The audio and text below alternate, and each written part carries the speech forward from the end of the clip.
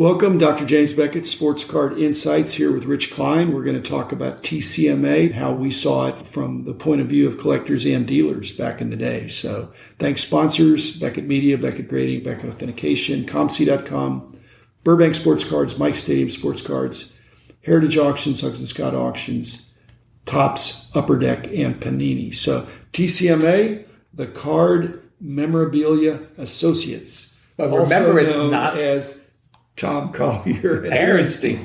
And Mike Aaronstein is the more famous, but maybe not when this got started. Tom Collier was a very serious collector.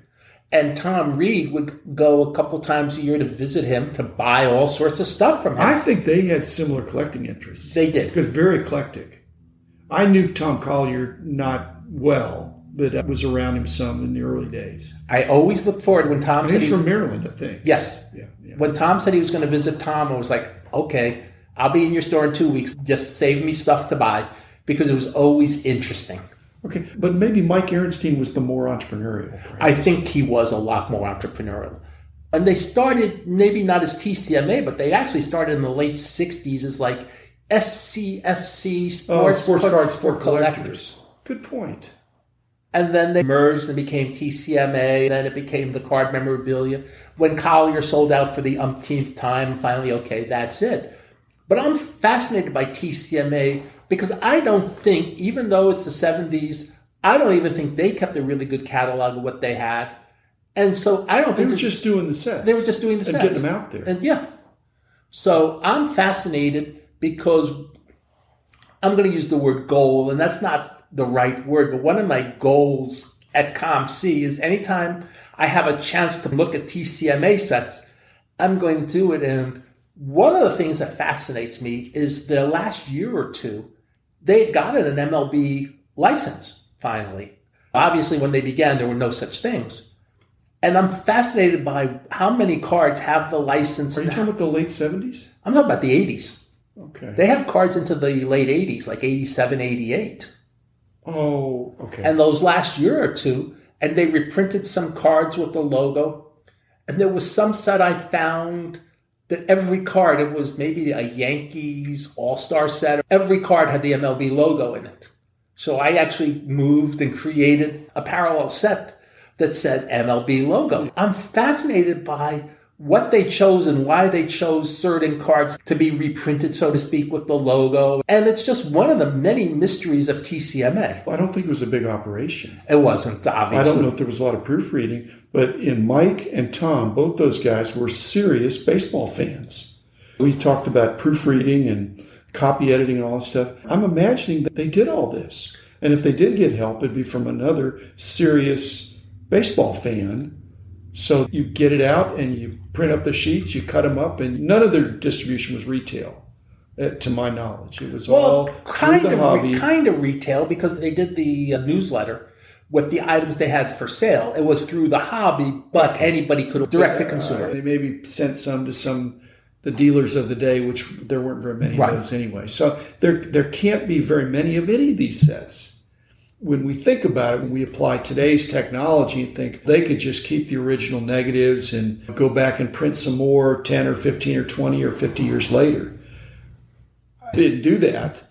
And we'd know it if we saw a big stash of them all of a sudden appear. Some of the sets really fill a niche back when there weren't that many cards of those guys that were affordable. They made cards of older players originally that were affordable. Then they made cards of minor leaguers that had no cards. And then they did these retrospective kinds of things that found a place in the hobby. And the other thing, and I'm going to call it adjacent to TCMA, was the 76 SSPC set. I call that an adjacent set. It doesn't say TCMA, but it's distributed through the same general people. And see, I think that wasn't TC. I think you're right. I think that was MA. I think you're right. That's my sense of that. And that don't was forget Mike's thing. I want to do this, and I think he did all the work on that. And don't forget the photos were taken by Keith Olbermann in that set. And they were buddies, I think. And they were buddies. Yeah. And Olbermann was this young hotshot collector, and he loved collecting, and he loved photos, and you could see as this set progressed, his photos getting better. Yeah. I heard you talking about, and I know one of them was Jose Canseco and Pete Incaviglia that you shot a back cover photo of. A couple, yeah. And that was not a great photo. But they weren't great photos, but I bet photo credits. But I bet you didn't charge the company very much for those photos. Not charge anything, no royalties, no upfront charge. In fact, that may have been back in the day when I'm not getting paid anyway because the first couple of years. But going to spring training was great. I don't think I needed to bring a camera to make it a business expense, but I shot a bunch of photos and I was scrambling to find one or two that could possibly be not terrible because I had no telephoto or zoom lens to speak of. I had one. But to Keith's credit, those photos were more than decent. In fact, they were the pure card thing. The photos better be good. Yeah. Now, not all of the TCMA minor league photos are good, and many of the TCMA old timer sets, the photos are possibly photos of a photo. But you're dependent on, in those days... That's the only thing you have. Yeah, you're dependent on other people in those days. What are you going to compare it to? Right. But I'm fascinated by those sets, too. They have really cool things like 42 to 46 Cardinals, 36 to 39 Yankee Dynasty. They have really comprehensive sets. And a lot of times, those cards may be the only cards, at least of the time, of those players extant. Both those guys were vintage, and that's why Mike Ehrenstein was such an excellent choice for Sabre, because I think he was a Sabre guy and a baseball historian. Not that you and I aren't, but he was very deserving, and he brought that passion for vintage and for the great game of baseball. I'll put our chops as historians, not just baseball, against anybody, because when you and I wrote blurbs for sets, or you and I did player stuff, we had to learn and research to some extent what the players were. A lot of the great stuff in TCMA, especially in the SSPC set, the Stars of the 50s set, Stars of the 60s, there's good blurbs on the back. Yeah, and they weren't all stars. And they weren't all stars. Some of them were pretty obscure. The second series, the 1981 second series of Stars of the 80s really didn't have a lot of... They were scrambling, which really made it cool because I think there's a Chet Trail card in there, and Chet Trail was on the 64 World Series roster, but he never played a game for the 64 Yankees, but they allowed the Yankees to put him on the postseason roster.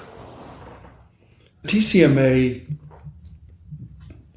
there actually is a football set, but almost exclusively they were. And there's a basketball set, too. And one basketball set. So mainly it's baseball. Why do you think they got into minor leagues? Do you think somebody came to them and said, you guys can do these sets. We're not getting the time of day from Topps. Topps was the only game in town then. Probably in the 70s could pay the minor leaguers a very small sum of money, or you could pay the team a very small sum of money and get the photos. Possibly zero. Yeah. You got the photos and you gave them some sets to sell in their concession. I'm not sure any money changed hands. Mike Kramer would be even a better. He'd also be a good first person. Well, he was slightly after them, but not by much. Yeah. And he was doing sets by 75, and I think TCMA is 74 for their first minor league sets. They're beginning about the same time, and it's really, in one level, a golden age of minor league sets. Okay, one of my pet peeves is sets that TCMA did where not all the cards are the same size.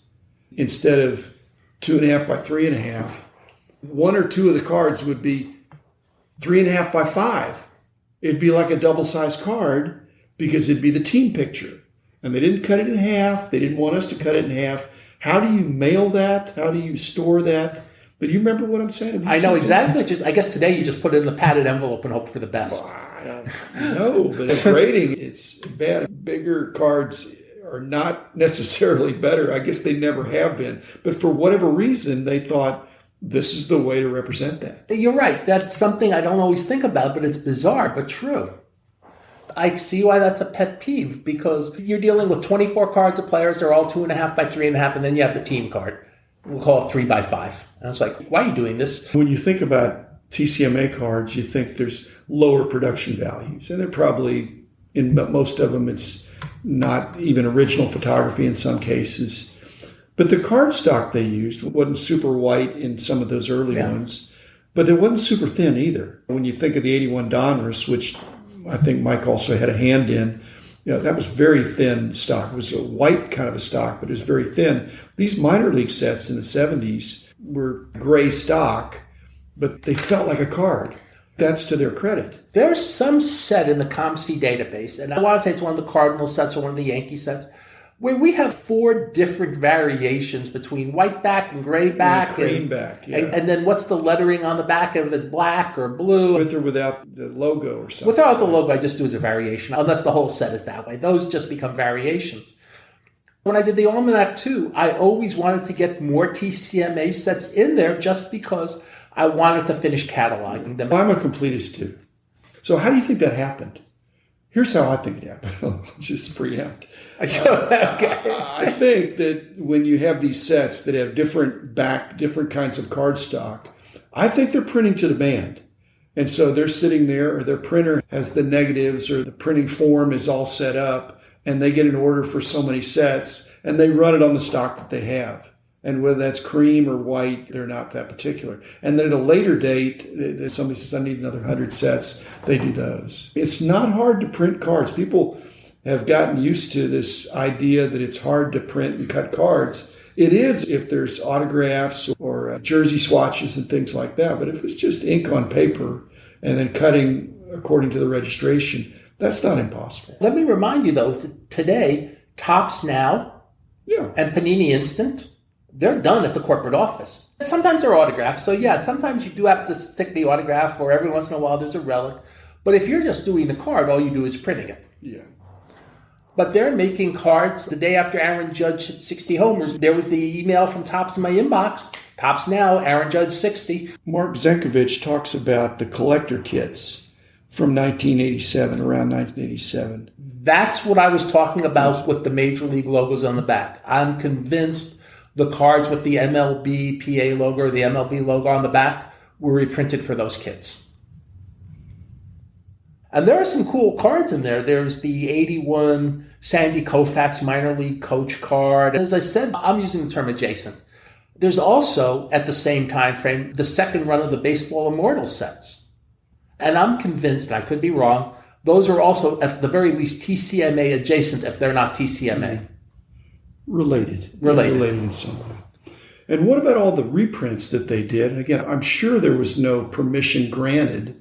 He's talking about the Tharps ice cream, and you're probably enough period. Some of those sets, especially the 1970s, beyond 28 years of copyright. Yeah, and if they didn't renew the copyright, you're good to go. And who cares? The sets are obscure anyway. So have a reprint of an obscure set when you're never going to see the real thing. And if the cards, and it's not intended to deceive. And if the cards are accurately marked as reprint, that's fine. It was just like when people objected to the 1983 Topps 1952 reprint. Those cards aren't even the same size as the original 52s. Right. If you don't know enough to know those sizes are different.